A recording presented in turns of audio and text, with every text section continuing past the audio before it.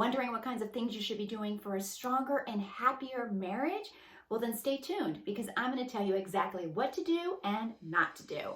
Hi, and welcome to Life Coaching by Morella. I'm Morella. I'm a certified life coach and I'm also a mom. And here on my channel, I like to share with you life coaching tips and some mom advice for the 3 most important relationships you'll ever have with your spouse, your kids, and the relationship you have with yourself. In this video, I'm sharing with you the first of 10 things that you should be doing in your relationship if you're serious about being together for the long haul. The first thing that you should do if you want to strengthen your marriage or your relationship is to recognize that your significant other is your equal. He or she is not better than or less than you. They're just different. It's so important to recognize their value, that they're important, and to appreciate their contribution to your life. I'm going to show you how to do that with one very simple practice, and I'll get to that in just a minute. Here's what I want us to acknowledge. It's so easy to focus on the negative and what's missing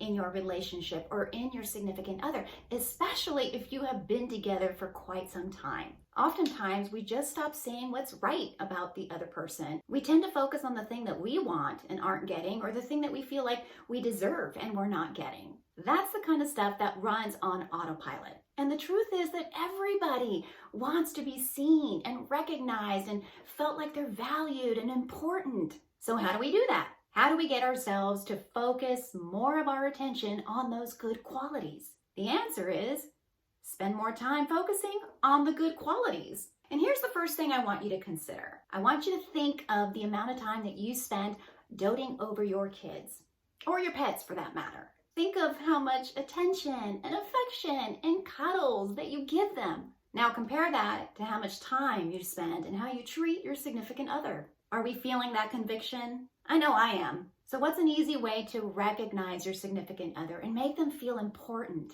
Aside from those rare occasions where there's a fancy dinner and flowers and candles and chocolate, as romantic and beautiful as it all sounds, that's not likely to happen on the regular. So if you're only waiting for those moments to appreciate each other and not doing much in between, that is not ideal. We have to mind those gaps. I'm going to make this very simple for you, friends. So very simple. I'm going to leave you with no excuses. One simple way of showing you appreciate and you admire your significant other is through a gratitude list. By now, I'm sure we've all heard of the gratitude list. It's basically when you write down 3 to 5 things that you're grateful for, that you're happy about. But what I'm suggesting that you do is to start a gratitude practice where you make your significant other the main focus. So sweet. Write down 3 to 5 things he said, he did, he is, or is doing. So why is this important?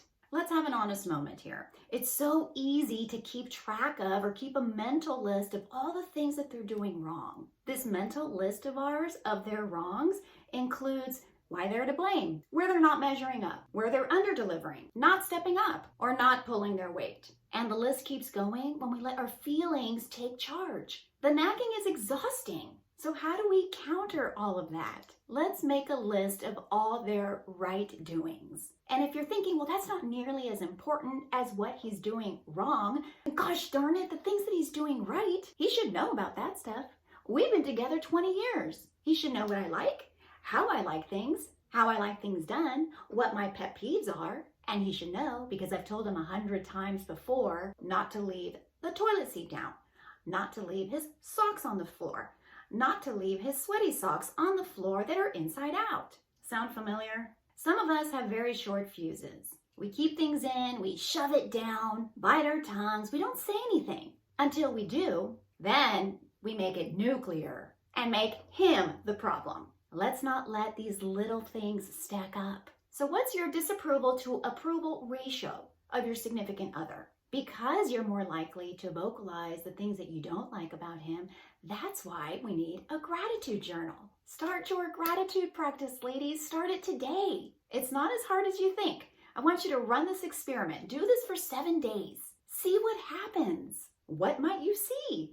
What might you learn? What might you feel differently about and discover about him? Just think of the impact this small gratitude practice might have on how you see him differently. And if you're struggling with this idea because maybe there's some resentment that has built up, just start with the basics. Start simple. Start with the things that he is responsible for. Appreciate those things, admire them, and then have fun. Write down the funny and the ridiculous and the silly. Enjoy your observations and write them down. I really believe that doing this gratitude practice will be one of the many things I'm going to be sharing with you that will help strengthen your marriage. I would love to hear what you think of this idea and if you plan to start it today. Feel free to let me know in the comments below, and I will see you next week.